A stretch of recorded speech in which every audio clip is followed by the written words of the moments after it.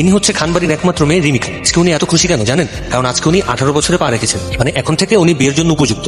কারণ উনার জীবনের একটাই লক্ষ্য, উনি বিয়ে করতে চান। 12টা বেজে গেছে, আমার 18 হয়ে গেছে, আমার বিয়ের বয়স হয়ে গেছে। বাবা মা কোথায়, তোমরা এদিকে আসো, দেখে যাও। কি মা দেখো 12টা বেজে গেছে, আজকে আমার 18 বছর পূর্ণ হয়েছে, এখন আমি বিয়ের জন্য একদম পারফেক্ট, আমাকে বিয়ে দাও। নির্লজ্জ মেয়ে, লজ্জা শরম কিচ্ছু নাই।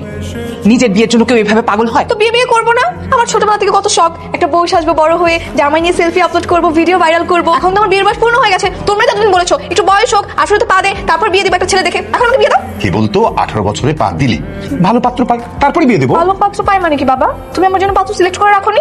আমি আর এতদিন তোমার জন্য কোনো প্রেম করিনি যে 18তে পড়বে আর বাবা সিলেক্ট করে একটা ছেলেকে আমি বিয়ে করে ফেলি। এই দেখো আমার বান্ধবীদের নিয়ে আসছি, আজকে তো একটা গুড নিউজ দিব বলে। তুমি এখন এসব কি বলতেছো বাবা? তুমি তো পারতে, তাই না তোমার কোনো বন্ধু ছেলেকে সিলেক্ট করে রাখতে আমার জন্য? কেন এত অস্থির হচ্ছিস? আমার একমাত্র মেয়ে, ধীরে সুস্থে ভালো পাত্র দেখে, ভালো বংশ দেখে তারপরে তোর বিয়ে দেবো। বন্ধু থেকে নিয়ে রুমে যা, শান্তি মতো ঘুম দেখ। তোমার মেয়ের মাথা পুরাই গেছে, যেভাবে বিয়ের পাগল হয়েছে। না এখন পাত্র খোঁজো। ঘুম পাচ্ছে, চলো দেখবো। আর উনি হচ্ছে চৌধুরী বাড়ির একমাত্র ছেলে নিবিড় চৌধুরী। ওনার সাথে যাকে দেখতে পাচ্ছেন উনি হচ্ছে তার মামা টিকলে খান, এবং নিবিড় চৌধুরীও তার বিয়ের জন্য একটি যোগ্য পাত্রী খুঁজছেন, কিন্তু তিনিও কোনোভাবে পাচ্ছেন না। শোন, তোর জন্য হাতে সুখবর আছে। আমার জন্য সুখবর আছে? মামা আজ পর্যন্ত আপনি আমাকে কোনো সুখবর দিতে পারছেন? শোন, তোর ছবি আমরা ঘরের কাছে জমা দিয়েছি, তোর জন্য সুখেশিনী সুহাসিনী আর সুপার্টি ম্যানেজ করবো, তারপর তোর বিয়ে হয়ে যাবে। মামা আপনার সেই ঘটকের কাছে আমার ছবি 6 মাস আগ থেকে দেওয়া আছে, সে এখন পর্যন্ত আমার জন্য কোনো যোগ্যতা সম্পন্ন কোনো মেয়ে আনতে পারে। তোর এই মামার পর কোনো বিশ্বাস নেই, তাই তো? এক কাজ কর, ঘটকের একটা ফোন লাগে। ঠিক আছে, দিচ্ছি। আর এই যে উনি হচ্ছে ঘটক নাসির উদ্দিন। উনার মাথা 24 ঘন্টাই গরম থাকে। গরম থাকবেই না বা কেন, প্রতিদিন শত শত পাত্রপাত্রীর সন্ধান যে তাকে দিতে হয়। হ্যালো ঘটক সাহেব, আমি শরীফ চৌধুরীর ছেলে নিবিড় চৌধুরী বলছি। বলো। আচ্ছা আপনারা কি করছেন বলুন তো? কত রিক্সাওয়ালা ভ্যানওয়ালা এলাকার পাতি মাস্তানদের পর্যন্ত বিয়ে হয়ে যাচ্ছে, অথচ আমার মতো এরকম ভদ্র একটা ছেলের বিয়ে হচ্ছে না। আরে বাবা রে, তুমি হলে যে একটা সম্ভ্রান্ত পরিবারের ছেলে, তোমাকে তার যে কোনো মেয়ে আমি দিতে পারি না, তাই না? আপনারা যদি আমার জন্য কোনো পাত্রী ম্যানেজ করতে পারেন তাহলে বলেন, নইলে আমরা অন্য কোনো ঘটকের কাছে দ্বারস্থ হবো। না বাবাজি, বিষয়টা এরকম না। একটা ঠিকঠাক সুন্দরী পাত্রী পাইলে আমি তোমাকে ফোন দেবো, ঠিক আছে? আচ্ছা ঠিক আছে। এত তালা হলে কি হয় নাকি? হ্যাঁ, ম্যানেজ হয়নি, আমি জানতাম ছোট মামা আপনাকে দিনে আসলে কোনো কাজই সম্ভব না। চলুন। শোন না, আরে হবে, ঘটকটা এমন করে বুঝেছিস? আর আমাদের বিয়ে পাগলি রিমি সেই ভোরবেলায় চলে এসেছে তার চেম্বারে একটি যোগ্য পাত্রের সন্ধান। বলো কি সমস্যা? এতক্ষণ লাগে আপনার আসতে? সে কখন থেকে আপনার জন্য আমি ওয়েট করতেছি। বাবারে, সকাল 10টার আগে আমি কোনদিন অফিসে আসছি? শুধুমাত্র তোমার অত্যাচারে আমার 7 সকালে অফিসে আসতে হচ্ছে। এখন বলো কাজটা কি? আমি রশিদ খানের একমাত্র মেয়ে, আমার বয়স 18 হয়ে গেছে। আলহামদুলিল্লাহ। আপনি আমার জন্য ছেলে দেখেন তো আমি বিয়ে করবো। এই কথাতে তুমি নিজে আসছো কেন? বাবা মাকে পাঠাতে, তাদের সাথে যোগাযোগ করতাম, তারা আসতো। হ্যাঁ, তুমি কেন?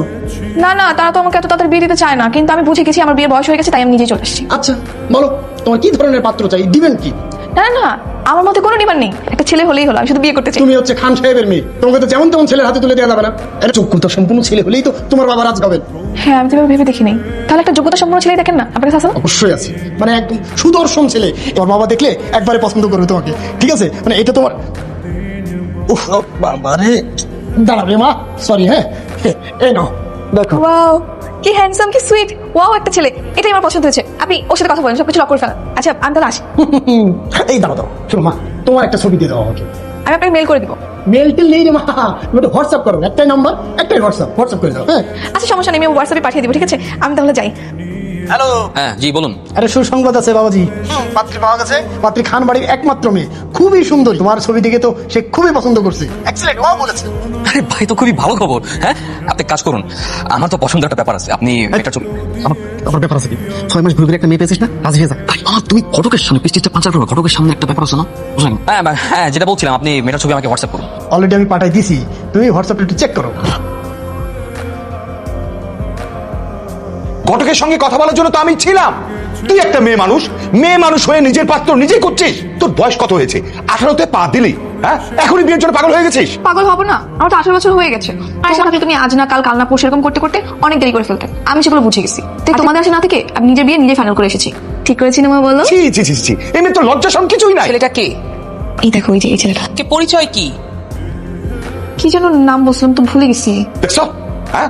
এমন ছেলেকে পছন্দ করছে, নাম পরিচয় কিছুই জানে না। দেখ, এটা তো মনে হচ্ছে শরীফ চৌধুরীর ছেলে, তাই না? হ্যাঁ, শরীফ চৌধুরীর ছেলে। মেয়ে যখন পছন্দ করেছে একটু।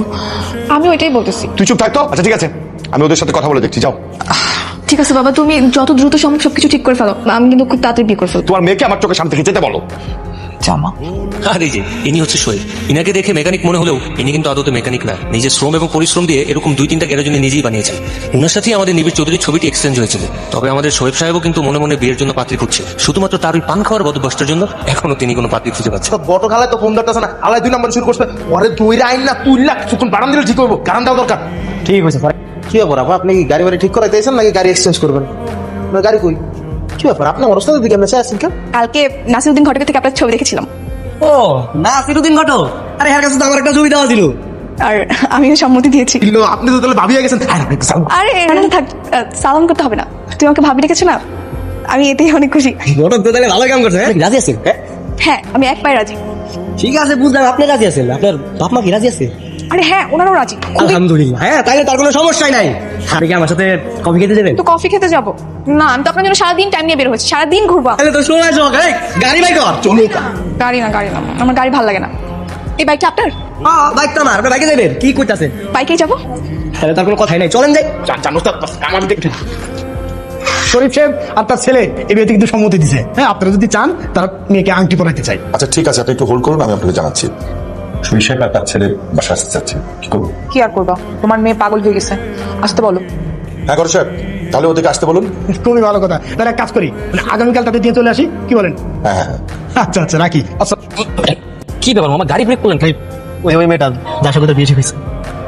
ও সেই মেয়েটি তো। মামা আপনি দাঁড়ান, আমি সাথে কথা বলে আসছি। কেমন আছেন? ভালো। কে আপনি? আমি মানে কেন, আপনি আমাকে চিনতে পারেননি?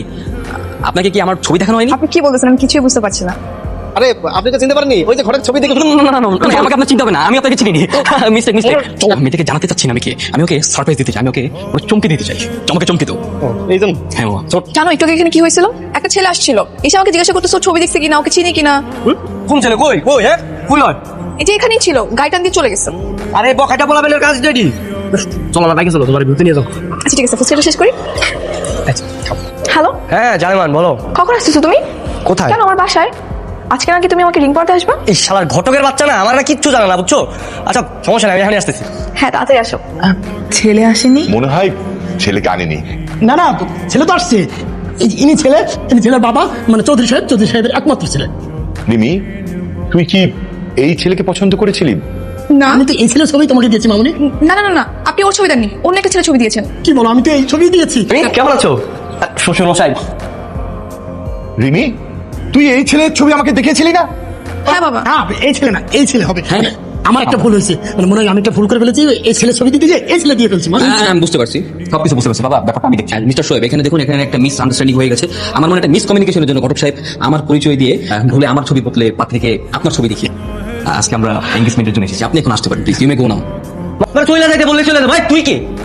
আর এই মেয়েগুলো কি হইতেছে আমি তো বুঝতেছি না। তুমি 2 দিন আমার সাথে প্রেম করলা, পার্কে ঘুরলা, আই লাভ ইউ বললা, বিয়ের স্বপ্ন দেখাইলাম তোমারে, তুমি বিয়ের স্বপ্ন দেখাইলা, হ্যাঁ? আর তুমি তোমার ফোন দিয়ে আসতে বলছো, বলো না কেন? ভাই তুই বেরো যা। এসব কি হচ্ছে ঘটক সাহেব? আমি তো কিছুই বুঝতে পারছি না। আপনি বললেন আমরা পাত্রীর বাসায় যাব, আংটি পরাবো, 3 তারিখ ঠিক করবো, তারপর চলে আসবো, ব্যাস। জি ভাই, আমিও কিছু বুঝতে পারতেছি না, আসলে ভুলটা আমার। শোনো বাবা রে, আমার কাছে অনেক মেয়ে আছে যারা পান খায়, শুধু পান না, জর্দা খায়, খয়ের খায়। আমি নিজে দেখেছি। আমি তোমার বিয়ে দেবো আজ থেকে। আর কথা